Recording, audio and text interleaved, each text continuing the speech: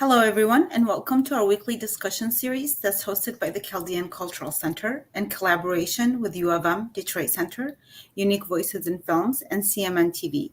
I'm your host, Wiam Nemo, and we have Renee Ahee here to complete the April celebration of the Arab American Heritage Month as well as the Chaldean American Month. Welcome, Renee. Thank you, Wiam.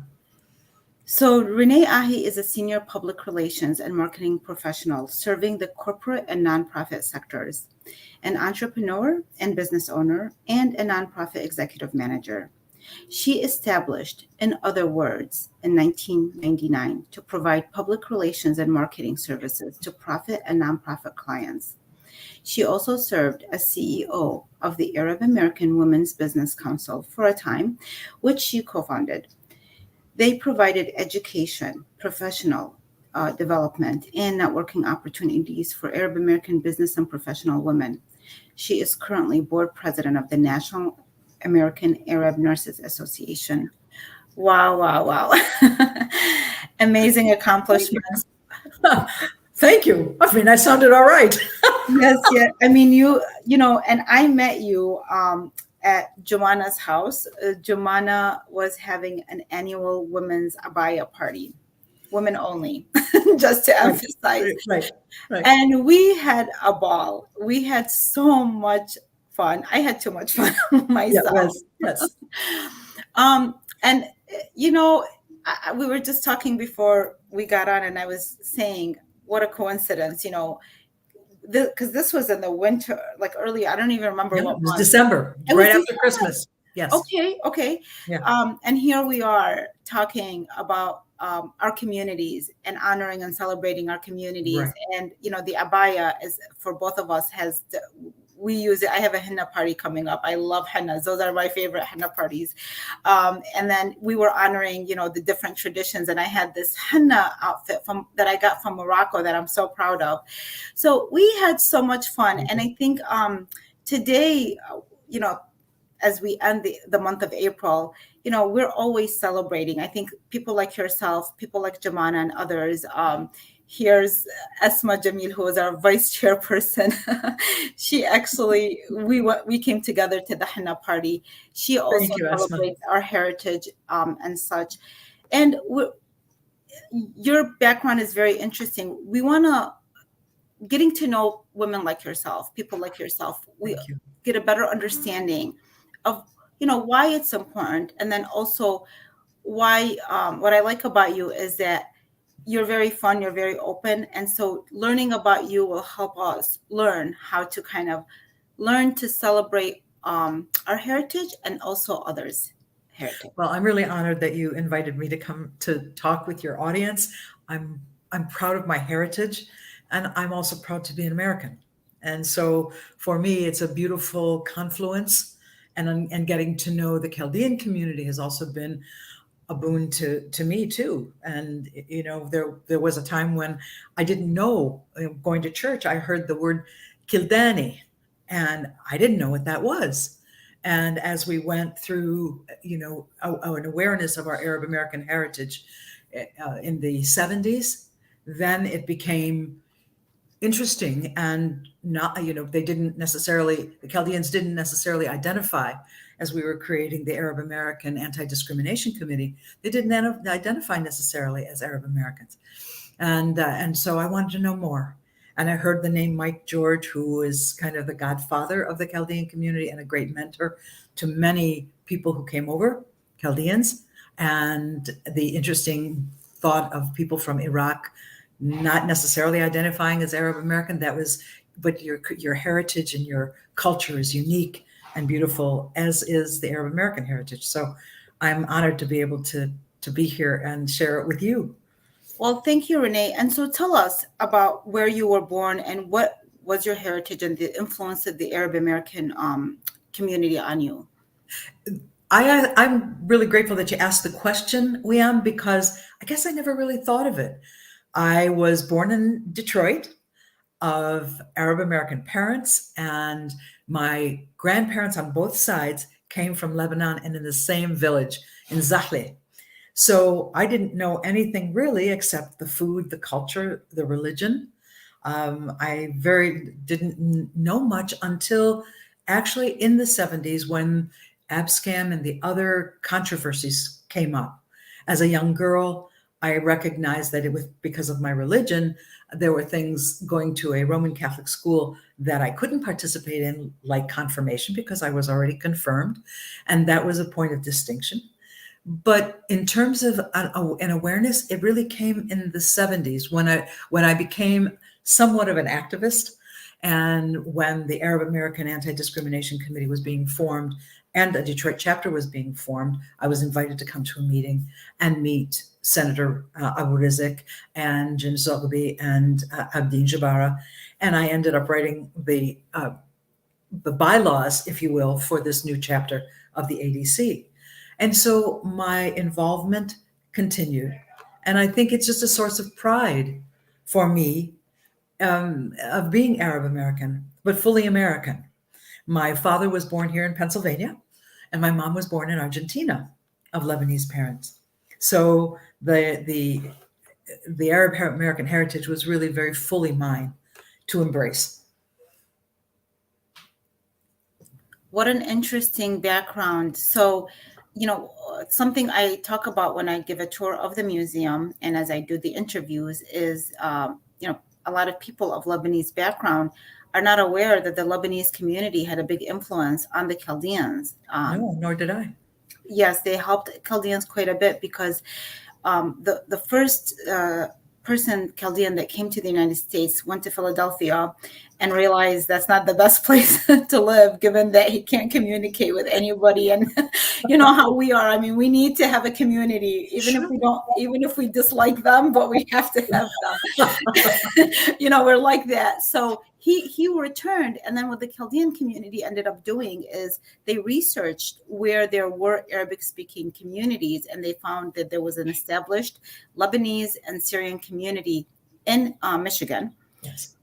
So they came for that reason, and they were going to the Maronite church for a while until they established their own.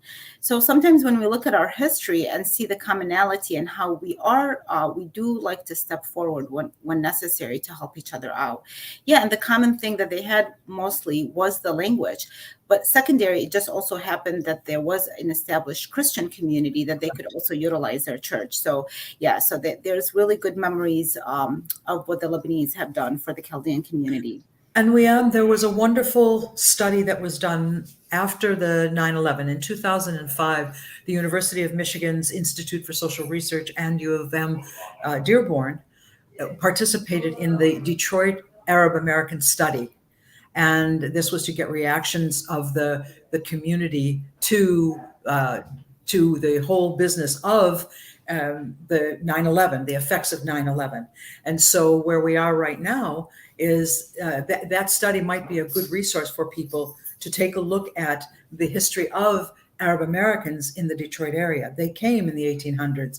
They came for the reactions from the Ottoman Empire and the decisions to come here for safety. And in my own grandfather's case, I learned by doing a search that he renounced his allegiance to the Sheikh and professed his allegiance to the American flag. And so that was in the 1800s, and many people came for that reason. The other came for the auto industry. So if that's of interest to your audience, there is a wonderful study done by U of M, Institute for Social Research, and it gives a background. So similarly, we just participated in a project that was led by a professor from a university in Argentina, a Catholic university in Argentina, where he brought to our attention a community of Chaldeans that came, like, I think it was 20 families or such that came in the early 1900s. For these same reasons, they ended up in Argentina, and they're still there. So their, ancestors had traveled there. So here you are talking about your mother having been born there, and then her. So I thought, if we only listen to each other's stories and see of the similarities and a lot of the reasons why we had to leave, there's there's so much similarities between us, Absolutely. as well as I think part of the Chaldeans of really trying to maintain their name is because of the fact that they went through so much and they don't want to lose the Chaldean identity. So that became just like really more precious, and there's a different type of feeling towards it because of the fact that it was, people have tried to wipe it away over the centuries and Yes. still today in certain and different ways. But aside from that, so when you talk a little bit about what influenced you to be an activist, but still the generation gap and all that, what really made you feel to step forward and help co-found some of these organizations and step into those roles, which really require a lot of time, effort, dedication? What really stirred your blood in that direction? I do think it was the pride of heritage. I think it was my own experience of discrimination had nothing to do actually because I don't look Lebanese and I don't identify physically as somebody who is in that stereotypic group, but I was a woman. And of course, I hit the glass ceiling in corporate America and made the decision to go out on my own uh, to establish a business. And I also had heard over time, too, that Arab American women were not getting access to capital. They weren't, particularly those Arab Americans who choose to cover their hair. That is a symbol of something that many businesses did not necessarily support or feel necessary to add to their numbers, because there was quota, there was an opportunity if you're a minority, and so on and so forth. So that's where the establishment of the Arab American Women's Business Council came. And the whole business of access to capital. How do Arab American women get some training, some background, some networking with other people who could open doors for them? My own involvement with the Nurses Association came purely as a result of a friend who is a nurse. I am not a nurse, as you have described to people, but I believe in the cause too, because she had difficulty, did not get the support in nursing school that she needed. And so this advocacy organization was founded. It does take work, yes, but it also is a source of pride. We have contributed as Arab American and Chaldean Americans to our society in many significant ways. Improved the economy, improved science, improved communications, all of the medicine. Medicine is another area of strength of the Arab American and Chaldean communities. And so I think it was just out of my personal pride, and I guess I get involved. and it makes me proud of what we can accomplish together. And communication is what will bring us together. If we don't, like you've said, we have so many commonalities that if we stop to listen to each other's stories, oh, yeah, that's mine. And then the stereotypes wash away. And Well, personal I relationships. majored in communication, so I'm totally, I totally promote and support that. And as a writer, I understand words matter, um, how listening matters too, by the way. So we're not just talking on a way of the speaking factor, but how you listen to people and allow them however they feel. That's why I believe really in telling your story, sometimes there's a healing that takes place. So in the Middle East, there's this tendency to, sweep everything under the rug. There are a lot of issues that need to be discussed and confronted, but then once the healing happens, to let go. So it's not to hold on and to hold on to resentment, but the idea to grow through communication. And that's where I would like to know a little bit about your business and see, it seems like maybe that's why you got involved, but tell us a little bit about your business, Other Words, and when you founded it and why. Well, in other words, was created because I lost my job in corporate America.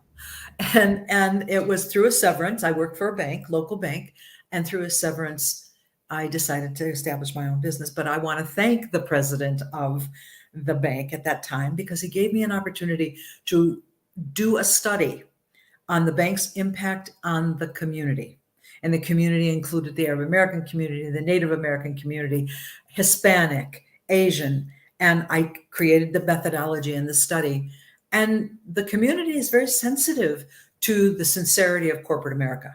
If you are doing the message was, if you're doing this just for PR, and that hurt because I am in PR, but if you're just doing it to make yourself feel good and look good, it needs to also make an impact on our community. We want the help, we need the help, but not at our expense. And so that introduced me to many wonderful people, and those relationships became the basis of my business. And so, your reputation, your communication is important, and you have just said so. It's listening. It's also listening to the needs of the community, or the needs of your constituencies, whether you're a business, a nonprofit, an individual. Communication is a two-way street. And so what public relations did, I was a graduate from Marygrove College, which is now closed, in journalism. And I found that communication in the form of PR was something that excited me. First of all, that career is very, very exciting, and you don't do the same thing every day or even every next minute.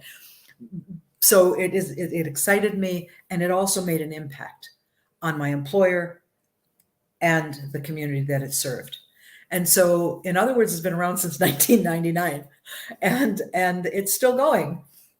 Some people ask me, "You're going to retire?" No, I'm going to refire, and that's what I'm doing right now. You're refiring. Well, that's the perfect time. Then we got a hold of you for the interview as you refire. Yes. Refiring. Yes, and what you described about public relation communication, I totally agree with that. And I find that our community, at least the Chaldean community, and I've been told this, that you guys need to use more PR and more communication. I think again, for me, I was born in Baghdad. You were born here. Given my experience in the Arab world versus here, is that there isn't enough invested. And I'm not just talking money, although money is very important as well, Sure. but not enough invested into how, into our PR, I've been told this about, filmmakers, people in the book industry, people in the film industry, people in media, that we don't really put a high priority to that. And I think it might be just because of our background. Sometimes whatever in the past we've put focus on kind of continues, and maybe our newer generation, such as yourself, you're actually the newer generation in a sense, would understand the importance of that, of clarifying the narrative, of owning our narrative. We see a lot of other minority communities doing an amazing job doing that. Maybe we can step it up a little bit, and so the service you provide is amazing. I hope people that sometimes we get a little insular. This is what I have noticed. We, as you say, we needed to come, and the Chaldean community needed to go someplace where they were welcome. Somebody was speaking a language that they understood. Their religion was what brought them together. But then sometimes we get a little insular and not reach out, because public relations isn't just about putting your best foot forward, but it is putting your story out there so people can understand, people can empathize, and you can share experiences. And then brotherhood, sisterhood, camaraderie is the end effect. And so the outcome is very positive. But it is also a reluctance sometimes to let too many people in. Then do you lose your identity? And it both can happen. You can maintain your identity, but by reaching out, you dispel stereotypes, you dispel fears, and inquiry is really a very positive thing, and has very positive outcomes. I love that. I had so I'm also I'm a journalist as well. I write mostly for the Chaldean News, but I've written for many publications. And one of the things, we were once doing a story on my children's school, which has the largest population of Chaldeans in the school. So the principal asked to meet with me, with the administration, and they wanted to see how can we get closer and reach out more to the parents and get them more involved. That was one issue that they were having. And I could sympathize with them, because I know that we are very family oriented. We love our children to excel. It's like, why did you get an A minus? Kind of attitude. I really want to stop that. That's a little pressure, Yeah, right? you have to study, you have to this, but at the same time, the involvement with the school and understanding how they can participate, how they can volunteer, why it's important. Maybe they wouldn't be just looking at that grade at that point and see the development of the child as a whole. So the school was having some issues with that a little bit, but I loved how they were trying so hard to reach out to us. And then so they said, given that you are within the community, that you are a parent as well whose children goes here, how can we do that? I love the efforts being made to bring us in. Sometimes there's a misconception that anybody's trying to keep us out but ourselves. It's always at the end of the day, I take full responsibility and say, what can we do more? And so yeah, like if we were, you're right, there's that fear of how much should I get involved and how much will that take away from my identity, and then holding on because of the fears that you left so long ago. In our case, for Lebanon, I know a lot of the people I interviewed, a lot of my friends, they can visit regularly, whereas and by the way, my siblings, I've never been to Lebanon, but they ended up going to Lebanon for a period before coming here. They have the best memories, and they have these pictures that they look at like they're in Europe. Okay. And they My experience in Lebanon one time, it was after the war. So tell me, I was actually going to ask you that. Have you ever visited, and what was that experience like? Let's talk about Lebanon. That's always a positive thing. And I did actually, when I was the CEO of the National Arab American Medical Association, we held a medical convention during my period in my tenure. And so the great joy of my life was to be able to take my children to Lebanon. And we saw we went to Zahli. We saw some of the many beautiful things about Lebanon and Beirut and so on. And of course, it was very short, too short of a vacation. But it was taking me back to where my grandparents were from.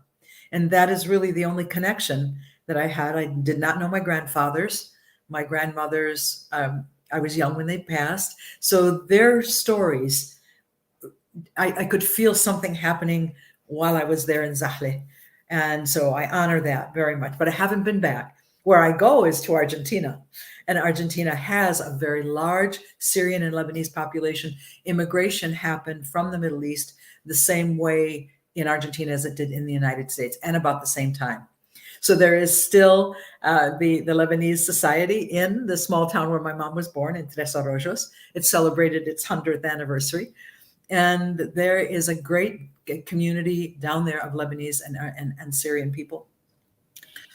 Based on the interview we did with one of our Chaldean members in Argentina, from the interview, which we have on YouTube, by the way, for anybody that wants to watch it, it was amazing how many things that we learned. Because again, I wrote an article about it called the Lost Tribe, because we did not know that they existed, and I think they probably didn't know we existed either. But one of the things that he said during the interview is that because Argentina is such an open-minded society, that the Chaldeans who immigrated there assimilated fairly quickly. They were getting, they were intermarrying, and then a lot of them didn't want to hold on to a lot of the olden ways. What can you tell us about the Argentinian community? Because especially as today we're trying to learn more about it, and more of our members, of the Chaldean members that live there, what was your experience, and how does it differ, especially even for Middle Easterners? My experience was with family. And so because of that, there was a connection with the Lebanese community in Tres Arroyos, in Buenos Aires. And of course, we have churches there now. But when Mom was born and raised in Argentina, there was not a Melkite church or a Maronite church. And so they were raised Roman Catholic. And so, but we held on to the religions. And mom, went to the Maronite church here, well, to the Melkite church, which my father was Melkite. But in Argentina, there is still a large population, and we were introduced to the doctors. Nama was introduced to the doctors of the Syrian Lebanese hospital in Buenos Aires and La Clínica Syria Libanese. And it was marvelous. I still have a marvelous friend who was then the chief medical officer of that hospital. And so their goal was to serve that community because it was such a large community. And it's a private hospital. But in Buenos Aires, there is a large community, and in some of the small towns. But they, like the Chaldeans, they congregated among themselves. And there was some intermarriage. There is some intermarriage. But for me, it was about family. And which is that's a big similarity. I think they introduced me we have with a lot of with a lot of communities around the world. So with only a few minutes to go, Renee, what message would you give, our communities? What's something that you would like them to walk away from today? Well, there are several points. I wish we had more time because I could expound for hours, but I think we'll have you back in that case. Okay. I would say on a personal note, we are brothers and sisters, and let us celebrate each other's successes. Let's celebrate each other's heritage, because we have so much in common that binds us and so much less that keeps us apart. And I think those are fabricated things that keep us apart. So I love this interaction, and I'm honored to be part of your program and to be introduced to the Chaldean community. And from a professional point of view, I think it's about reputation. We have seen so much in the news and so much over these years. Guard your reputation, and that's what public relations is about. Listening to what the audience, look at reactions, so on and so forth, communicate, but it's guard your reputation, because whether you're a business or an individual, people will do business with or make friendships with people they trust. And so that's something that would take us everywhere and take us nowhere if we don't safeguard our reputation. I don't know if that satisfies the question, but yes, I look at it from a personal perspective and a professional perspective. Well, yeah, and United States is about diversity, and for us to get to know our neighbors on a different level or a deeper level. And it's also when we are making these relationships, it's good to look long term and not just feel like, what are we gaining today or tomorrow? I think that deeper sense of that we are providing a service, communication, PR, that is a form of service, an important form that if people were to communicate, they wouldn't be doing to each other what they are doing right now. It's so unnecessary. Let's hash it out with words. That's much that's much easier than the bombing and everything else. That's why I really believe in freedom of speech, because I believe that no matter what we do, when we are using words to do it, it's better if we express that rage through words than it is to take it to the next level, to hold it in and then just build up that resentment. So I really honor what you do, Renee. Thank you so much for taking the time and joining us today. Well, I can't even express through words how grateful I am that you asked me to join you. And I hope that your audience has gotten something from this.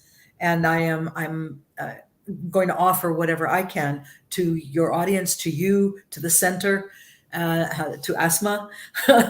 And you already have, by the way, so I'm talking about this abaya party, but we've also been invited to your home, your lovely, lovely home. You're an amazing host. Well, all Middle Eastern women almost are. So that's not an exception in that case, but I really enjoyed visiting your home.